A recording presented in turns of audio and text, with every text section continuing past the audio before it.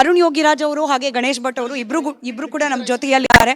ಅರುಣ್ ಯೋಗಿರಾಜ್ ಅವರೇ, ಮೊದಲನೇದಾಗಿ ಅಭಿನಂದನೆಗಳು ತಮಗೆ. ಮೊದಲ ಪ್ರತಿಕ್ರಿಯೆ, ತಮ್ಮ ರಾಮಲಲ್ಲನಿಗೆ ಇಡೀ ವಿಶ್ವ ಇವತ್ತು ಕೊಂಡಾಡ್ತಾ ಇದೆ.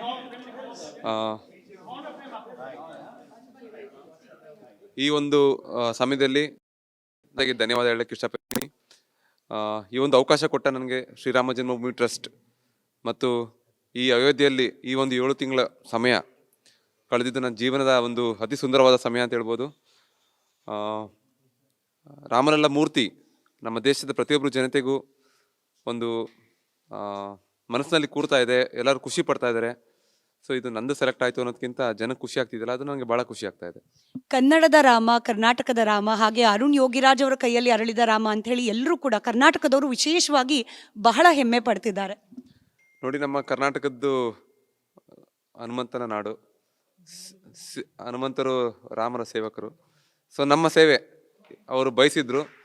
ಒಂದು ಮೊದಲೇ ಎಲ್ಲ ಬರೆದಿರ್ತೇನೋ ಹಣೆ ಬರದಲ್ಲಿ, ಅಥವಾ ರಾಮರಿಗೆ ನಮ್ಮ ಕರ್ನಾಟಕದ್ದೇ ಒಂದು ಸೇವೆ ಬೇಕಿತ್ತೇನೋ, ಕರೆದಿ ಮಾಡಿಸ್ಕೊಂಡಿದ್ದಾರೆ.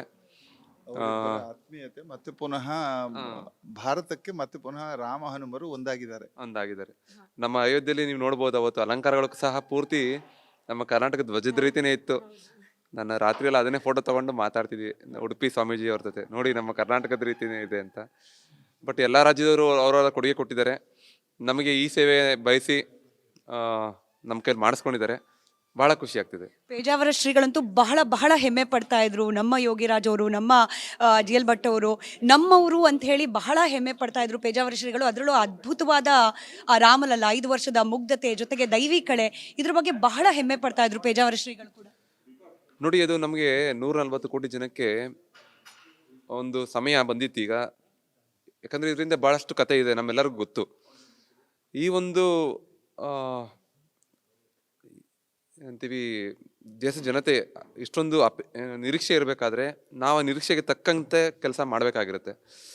ಒಂದು ದೊಡ್ಡ ಜವಾಬ್ದಾರಿ ನಮಗೆ. ಆ ಸಮಯಕ್ಕೆ ಏನು ಬೇಕು, ಏನು ಮಾಡಬೇಕು ಅಂತ ನಮ್ಮ ರಾಮರೇ ನಮ್ಮ ಹತ್ರ ಒಂದು ಮಾಡಿಸ್ಕೊಂಡಿದ್ದಾರೆ. ನಿಮಗೆ ಆ ಸಂದರ್ಭದಲ್ಲಿ ನಿಮ್ಮದು ಆಯ್ಕೆ ಆಯಿತು ಅಂತ ಹೇಳಿದಾಗ, ನಿಮ್ಮ ಮೂರ್ತಿ ಆಯ್ಕೆ ಆಯಿತು ಅಂತ ಹೇಳಿದಾಗ ನಿಮ್ಮ ಮನಸ್ಸಿನಲ್ಲಿ ಆಗಿದ್ದೇನು? ನನಗೆ ಆಗ ಏನು ಖುಷಿ ಆಗಲಿಲ್ಲ.